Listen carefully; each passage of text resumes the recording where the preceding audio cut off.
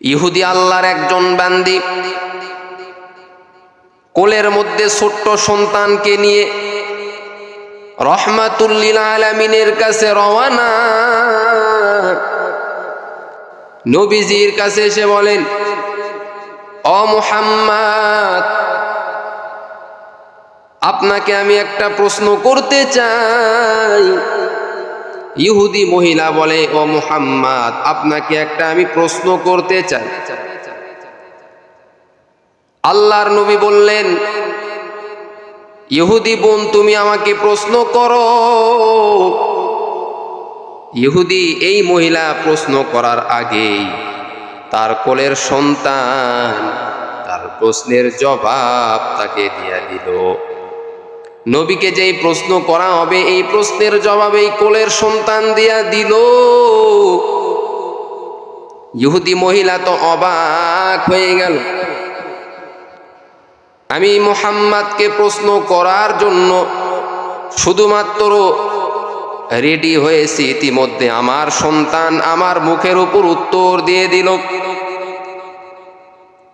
এই ছোট্ট সন্তান নবীজি সত্য তার প্রমাণ দিয়া দিলেন। তার মাকে বললেন, ও মা, যার সঙ্গে তুমি কথা বলতেছ সে তো যেমন তেমন কোনো মানুষ নয়, আল্লাহর একজন নবী, সব নবীদের সরদার, যিনি হলেন রহমাতুল লিল আলামিন হযরতে মুহাম্মাদুর রাসূলুল্লাহ সাল্লাল্লাহু আলাইহি ওয়াসাল্লাম।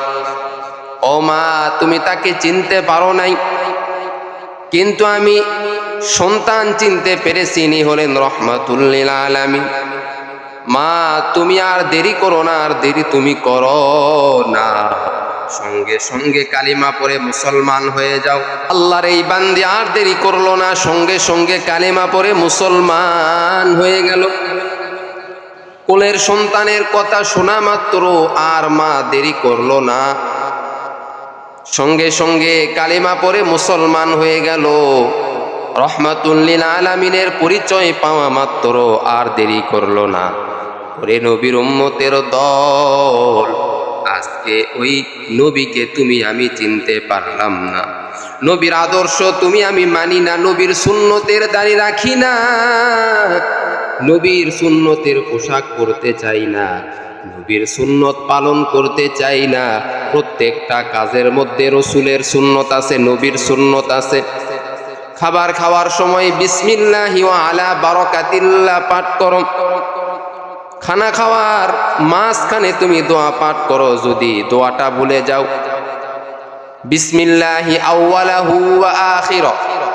আবার খানা খাওয়ার শেষে একটি দোয়া রয়েছে, আলহামদুলিল্লাহিল্লাযী আত'আমানা ওয়া সাকানা ওয়া জাআলানা মিনাল মুসলিমিন। বান্দা, তুমি এই দোয়াগুলি পাঠ করো। আবার বান্দা, যখন রাস্তা দিয়া চলবা, যার সঙ্গে দেখা হোক না কেন সালাম দিবা। এটা হলো নবীজির আদর্শ। যে ব্যক্তি আগে সালাম দিবে, আসসালামু আলাইকুম ওয়া রাহমাতুল্লাহ, যে ব্যক্তি আগে সালাম দিবে 90 নেকি পাবে, যে ব্যক্তি সালামের উত্তর দিবে সে 10টি নেকি পাবে। আজকে আমাদের সমাজে সালামের প্রচার প্রসার নাই, সমাজটা আজকে ধ্বংস। নবীর আদর্শ নাই, নবীর আদর্শ নাই।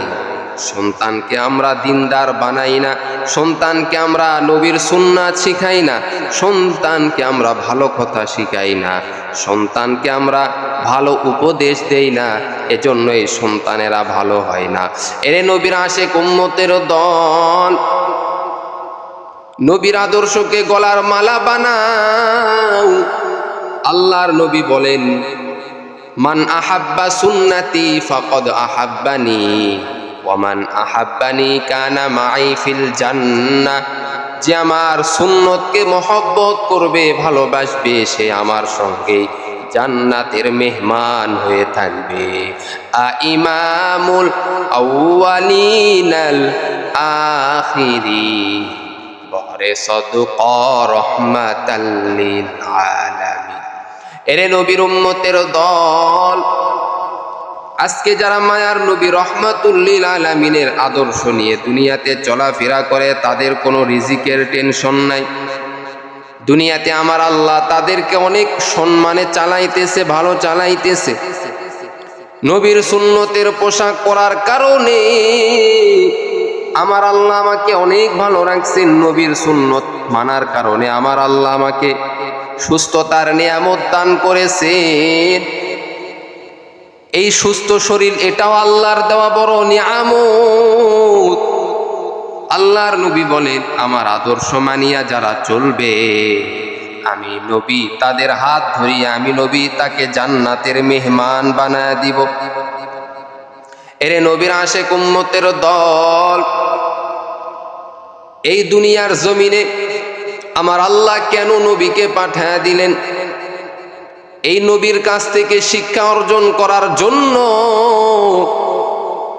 বান্দা নবীর চলাফেরা, ওঠা বসা দেখিয়া তুমিও সেভাবে চলো। আল্লাহর নবী বলেন, কোন বান্দা যদি রাস্তা থেকে কষ্টদায়ক বস্তু যদি সরাইয়া দেয়, আমার আল্লাহ তার উপর এত খুশি হয়ে যায়, এত খুশি হয়ে যায়, জান্নাত তার জন্য বরাদ্দ করে দেয়। এরে নবীর উম্মতের দল, নবীর আদর্শকে গলার মালা বানাও। যারা কবরে যাওয়ার পরে 3টা প্রশ্নের জবাব যারা দিতে চাও, তারা নবীর আদর্শ মেনে চলো। নবীর আদর্শ মেনে চলো। নবীর আদর্শ মানলেই কবরে যাওয়ার পরে 3টা প্রশ্নের জবাব দিতে পারবা। যখন আল্লাহর ফেরেশতা মুনকার নাকির আসবে তোমাকে প্রশ্ন করার জন্য, মার রব্বুকা মান দীনুকা মান নাবিয়ুকা, তোমার রবের পরিচয় তুমি দাও। রবের ইবাদত করে যদি কবরে যাইতে পারো, তখন তুমি বলতে পারবা রব্বি আল্লাহ, আমার রব হলেন আমার আল্লাহ। এরপরে প্রশ্ন করবে মান দীনুকা, তোমার দিন কি?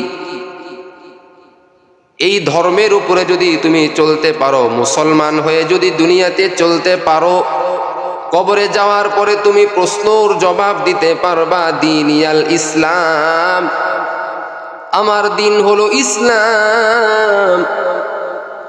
এরপরে তোমাকে নবীজির সাল্লাল্লাহু আলাইহি ওয়াসাল্লামের ছবিটা দেখানো হবে, আর বলা হবে এই লোকটিকে তুমি চিনো নাকি? যারা নবীজির সুন্নতের উপর আমল করেছে, নবীজির সুন্নতকে নিজের গলা বানাইছে, উঠতে বসতে চলতে ফিরতে সর্ব অবস্থায় নবীর আদর্শকে মেনেছে। মায়ার নবী রহমাতুল লিল আলামিনকে দেখা মাত্রই তিনি বলবেন, ইনি হলেন আমাদের নেতা।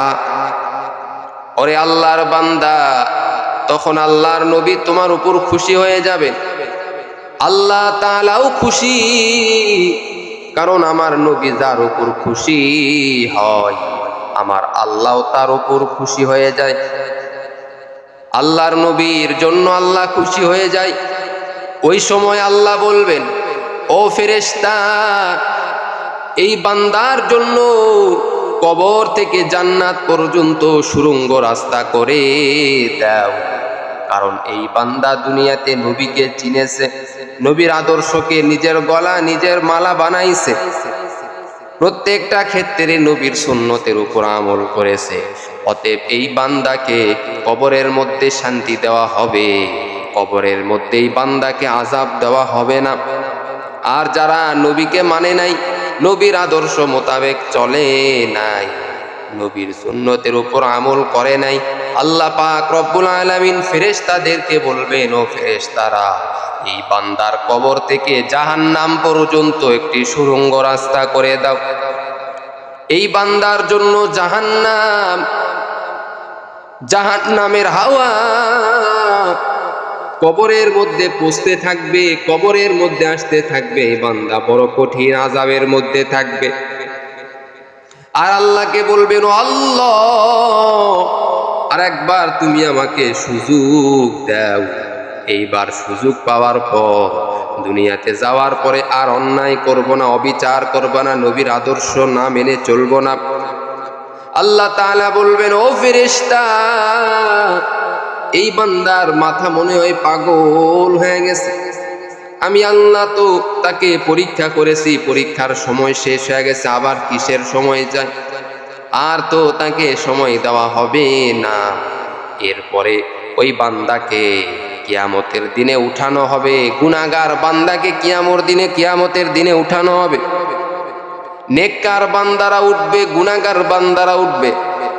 আল্লাহ বলবেন, এরে নেককারেরা, তোমরা গুনাহগার থেকে আলাদা হয়ে যাও। গুনাহগার তোমরা নেককার থেকে আলাদা হয়ে যাও। আজকে গুনাহগারের সঙ্গে নেককারের কোনো সম্পর্ক হবে না। নেককারের সঙ্গে গুনাহগারের কোনো সম্পর্ক হবে না। কিয়ামতের কঠিন মুহূর্তে সূর্যটা মাথার উপরে চলে আসবে বেঈমানদের। সূর্যের তাপে জমিনটা তামা হয়ে যাবে। আল্লাহ তাআলা ফেরেশতাদেরকে বলবেন, ও ফেরেশতারা, এই বেঈমানদেরকে ধরো। এই বেঈমানদের পায়ের মধ্যে জাহান্নামের শিকল লাগাও। শিকল লাগানোর পরে টানতে থাকো, টানতে থাকো।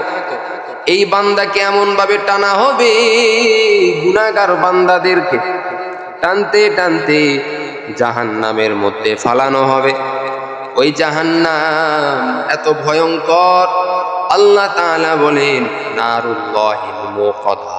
ওই বান্দা জাহান্নামের আগুনের মধ্যে যাওয়ার পর আল্লাহকে বলবেন, আল্লাহ, তুমি আমার আবার মৃত্যু দিয়া দাও। আল্লাহ তাআলা বলবেন, ও বান্দা, তোমার তো মৃত্যু হবে, কিন্তু আবার তোমাকে জীবিত করব। এইভাবে আযাব দিতেই থাকবেন। জাহান্নামের আগুনের মধ্যে পোড়া হবে, মৃত্যু হবে, আবার তাকে জীবিত করা হবে, আবার তার মৃত্যু হবে, আবার তাকে জীবিত করা হবে। ওরে নবীর উম্মতের দল, আজকে যারা নবীর আদর্শ মানো না, নামাজ পড়ো না, কোরআন পড়ো না, আলেম ওলামাদের বিরোধিতা করো, ভালো করে তোমরা শুনে রাখো, আমার আল্লাহ পাক রব্বুল আলামিন তোমাদের জন্য কঠিন আযাব রেখেছে। কঠিন আযাব আমার আল্লাহ তোমাদের জন্য রেখেছেন রে বাবা। আজকে নবীর সুন্নত মানার কারণে সম্মান কমে নাই, আজকে নবীর আদর্শ মানার কারণে সম্মান কমে নাই। তো মানুষ দেখা হইলে সালাম দেয়, কিন্তু তোমাকে তো কেউ সালাম দেয় না। এরে আল্লাহর বান্দা, আল্লাহ পাক রব্বুল আলামিন বলেন, মাইয়ুরিদিল্লাহু বিহি খায়রান ইউফাক্কিহু ফিদ্দীন। আল্লাহ পাক রব্বুল আলামিন যাকে মহব্বত করেন, যাকে ভালোবাসেন, তাকে দ্বীনের জ্ঞান দান করেন। আল্লাহর নবী বলেন, তলাবুল ইলমি ফারিদাতুন আলা কুল্লি মুসলিম। প্রত্যেকটা মুসলমানের জন্য ইলমে দ্বীন শিক্ষা করা ফরজ। আজকে অনেক মানুষ আছে জানাজার দোয়াটা জানে না। আল্লাহুম্মা গফিরলি হাইয়িনা ওয়া মাইয়িতিনা ওয়া শাহিদিনা ওয়া গায়িবিনা ওয়া সগীরিনা ওয়া কাবীরিনা ওয়া যাকারিনা ওয়া উনসানা। আল্লাহুম্মা মান আহইয়াইতাহু মিন্না ফাহইহি আলাল ইসলাম ওয়া মান তাওয়াফফাইতাহু মিন্না ফাতাওয়াফফাহু আলাল ঈমান। অনেক মুসলমান ভাই আছে, যদি বলি ভাইজান জানাজার দোয়াটা পড়েন, আল্লাহর ওই বান্দা জানাজার দোয়াটা পড়তে পারে না। অনেকে দুরূদ শরীফও পারে না, অনেকে দোয়ায়ে মাসুরা জানে না। আল্লাহুম্মা ইন্নী যালামতু নাফসি যুলমান কাসীরান ওয়া লা ইয়াগফিরুয যুনুবা ইল্লা আনতা ফাগফিরলি মাগফিরাতাম মিন ইনদিকা ওয়ারহামনি ইন্নাকা আনতাল গফুরুর রহিম। দোয়া মাসুরা জানে না, তাশাহুদ জানে না। আত্তাহিয়াতু লিল্লাহি ওয়াস সালাওয়াতু ওয়াত তাইয়িবাতু আসসালামু আলাইকা আইয়ুহান নাবিয়্যু ওয়া রাহমাতুল্লাহি ওয়া বারাকাতু। আসসালামু আলাইনা ওয়া আলা ইবাদিল্লাহিস সলিহিন। আশহাদু আল্লা ইলাহা ইল্লাল্লাহু ওয়া আশহাদু আন্না মুহাম্মাদান আবদুহু ওয়া রাসূলুহু। অনেক ভাই আছে নিজেকে মুসলমান দাবি করে, এই দোয়াগুলি জানে না, ঠিক মতো 5 ওয়াক্ত নামাজ পড়তে জানে না, সানা অনেকে জানে না। সুবহানাকাল্লাহুম্মা ওয়া বিহামদিকা ওয়া তাবারাকা ইসমুকা ওয়া তাআলা জাদ্দুকা ওয়া লা ইলাহা গায়রুকা, এই সানাটা অনেকে পড়তে পারে না। আফসোস, মুসলমানের ঘরে জন্ম হওয়ার পর যদি এই চলাফেরা করার ক্ষেত্রে যেগুলি দোয়ার প্রয়োজন, এগুলি দোয়া যদি তুমি না জানো, তোমার মতো হতভাগা, তোমার মতো কপাল পোড়ার কেউ নাই, তোমার মতো দুর্কপাল আর এই জমিনের মধ্যে কারো নাই যে মুসলমান হয়েছে কিন্তু এই চলাফেরা করার ক্ষেত্রে যেই দোয়ার প্রয়োজন এই দোয়াগুলি জানে না। অন্তত পক্ষে বান্দা 10টি সূরা তোমার মুখস্থ থাকতে হবে, যেই 10টি সূরা দ্বারা বান্দা তুমি নামাজ আদায় করবা। বড়ই আফসোস, মুসলমান হয়েছে কিন্তু মুসলমানের যেই সমস্ত জিনিস জানা দরকার এই সমস্ত জিনিস জানি না, আমল করি না, 5 ওয়াক্ত নামাজ পড়ি না, যারা পড়ে তাদের বিরোধিতা করি। আল্লাহ বলেন কঠিন শাস্তি তাদের জন্য। আমার আল্লাহ পাক রব্বুল আলামিন বলেন যারা নিজেও নামাজ পড়ে না, অন্যরা নামাজ পড়লে বাধা দেয়, অন্যরা নামাজ পড়লে সহ্য করতে পারে না, তাদের জন্য কঠিন আযাব জাহান্নামের আগুন, তাদের জন্য অপেক্ষা করতেছে জাহান্নামের আগুন। আর জাহান্নামের আগুন যেমন তেমন কোনো আগুন নয়, দুনিয়ার আগুন শরীরের যে কোনো জায়গায় লাগলে সেই জায়গায় পুড়ে যায়, কিন্তু ওই জাহান্নামের আগুন শরীরের যে কোনো জায়গায় লাগলে পুরা শরীরটা পুড়ে ছারখার হয়ে যাবে। জাহান্নামের আগুনের ভয় আমরা করতেছি না। আজকে আমরা নিজেকে মুসলমান দাবি করি, নবীজির উম্মত দাবি করি, কিন্তু অনেক মুসলমান আছে যারা দোয়ায়ে কুনুতটা পড়তে পারে না, দোয়ায়ে মাসুরাটা পড়তে পারে না, আয়তাল কুরসি পড়তে পারে না। যে সমস্ত দোয়া দরুদ না জানলে দুনিয়াতে চলা বড় কঠিন, আমল করা বড় কঠিন, এই দোয়াগুলি আমরা অনেকে জানি না, আবার শিখারও চেষ্টা করি না। আল্লাহ তাআলা বলেন এই বান্দাদের জন্য কঠিন শাস্তি রয়েছে। অলসতা করার কারণে, বিভিন্ন দোহাই দেওয়ার কারণে যারা মুসলমান হওয়ার পরেও এই সমস্ত দোয়া দরুদ শিখে না, তাদের জন্য কঠিন আযাব রয়েছে। এজন্য প্রিয় ভাইদেরকে অনুরোধ করব, প্রিয় বোনদেরকে অনুরোধ করব, যারা এই সমস্ত দোয়া জানেন না, অন্তত পক্ষে চলাফেরা করার ক্ষেত্রে, 5 ওয়াক্ত নামাজ পড়ার ক্ষেত্রে, জানাজার নামাজ পড়ার ক্ষেত্রে, মোটামুটি চলাফেরা করার জন্য যে সমস্ত দোয়া দরকার এই সমস্ত দোয়া সকলকেই শিখতে হবে। আল্লাহ তাআলা আমাদের সকলকে শিখার তৌফিক দান করুক। সকলেই বলেন আমিন।